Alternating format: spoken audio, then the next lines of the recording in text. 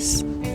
Today I decided not to go to my last class, and I was like, I don't know what I'm gonna make my audio about today, but I got some really exciting news about my future today. Like, I got some very exciting news. If you hear crumpling, it's the leaves that I'm walking on.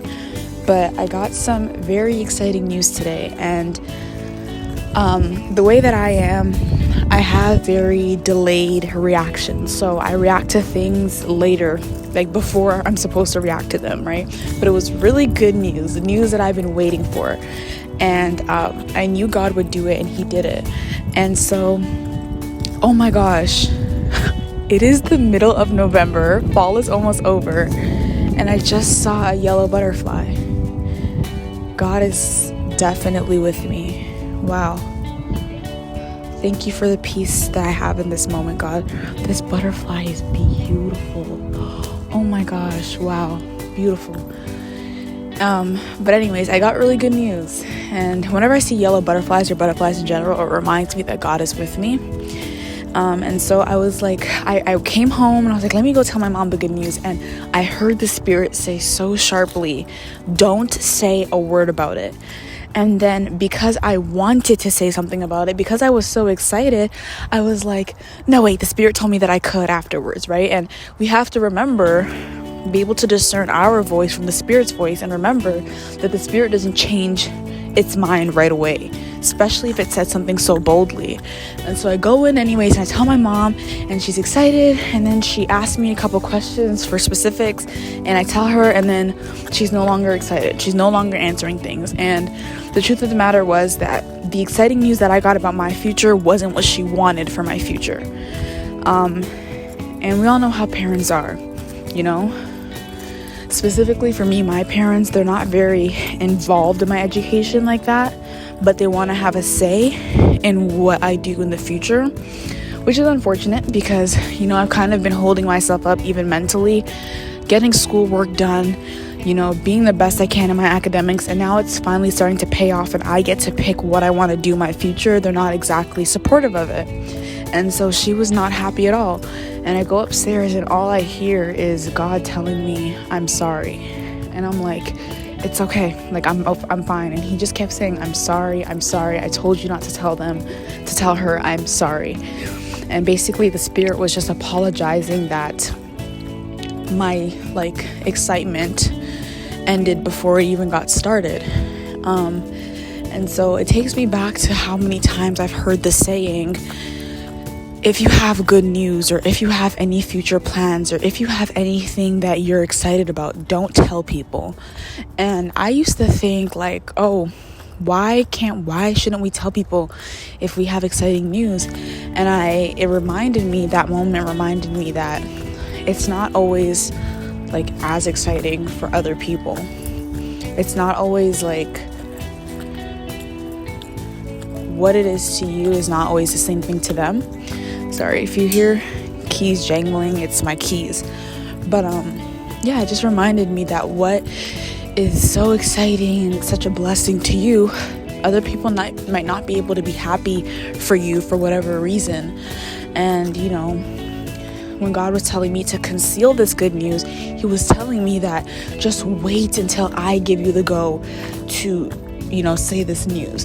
And so then I came down and my mom asked me she asked me more specifics about it, and I literally told her, so honest, I told her, I'm like, honestly, I don't want to talk to you right now because I just gave you news that was really good to me, and I know it might not have been what you wanted it to be, but it was what I wanted it to be, and you completely discouraged me. And to be honest, for me, this isn't the first time that I've given someone good news or told someone future plans of mine that God had given me a lot of faith for. And this isn't the first time somebody has discouraged me or, made me feel like my plans are not going to work. So I'm used to being discouraged because my dreams are big. And a lot of people don't have the type of faith I have. And sometimes I think I have no faith. But then in moments like that, God reminds me, you have incredible faith because you are saying all of these big plans and these big ideas like they're nothing. And these are huge goals.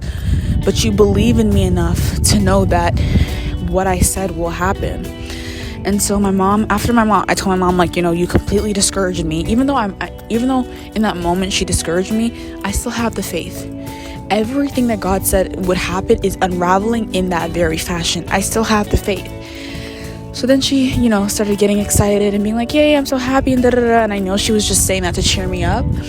But the moral of the story is, listen to the Spirit, number one.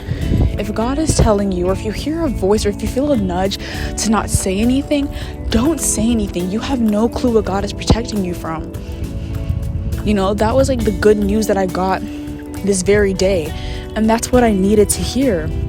And she shot it down so quickly. And I don't think she was doing it with malice. But God tells us certain things for a reason. So adhere to what He is saying.